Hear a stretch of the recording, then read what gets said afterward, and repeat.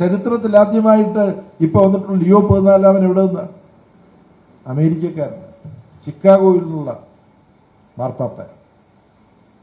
അദ്ദേഹം ഈ സിയോണിസ്റ്റുകൾ ചെയ്യുന്ന അതിക്രമങ്ങൾ, ട്രംപിന്റെ നേതൃത്വം നടക്കുന്ന അതിക്രമങ്ങൾ, ഇതിലെല്ലാം മനസ്സ് നൊന്ത്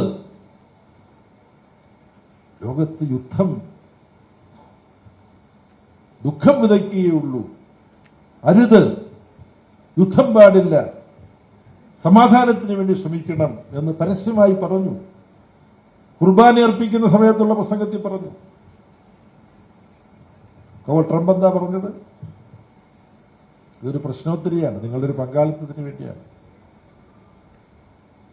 ലിയോ 14 പോപ്പ് ഇങ്ങനെ പറഞ്ഞപ്പോൾ ട്രംപ് പറഞ്ഞത് വായിച്ചിട്ടുള്ളവരാരെങ്കിലും പറയണം. നിങ്ങളുടെ ഒരു ഇൻവോൾവ്മെന്റ് കുറെ നേരമായിട്ട് ഞാൻ സംസാരിച്ചുകൊണ്ടിരിക്കുകയല്ലേ.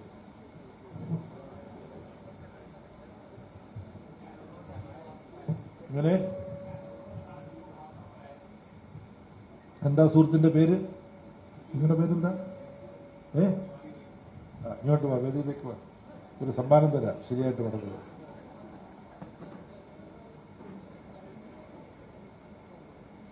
എന്ത് ചെയ്യുന്നു സഹ വർഗീസ്? എന്ത് ചെയ്യുന്നു? വളരെ ശരിയായ ഉത്തരം പറഞ്ഞു. നിങ്ങളെ മാർപ്പാപ്പാക്കിയത് ഞാനാണെന്നാണ് ട്രംപ് പറയുന്നത്. അത് മാത്രമല്ല അദ്ദേഹം പറഞ്ഞു. പിന്നെ അദ്ദേഹം പറഞ്ഞു, പ്രസിഡന്റിനെ വിമർശിക്കുന്ന ഒരു മാർപ്പാപ്പയെ എനിക്ക് ആവശ്യമില്ല.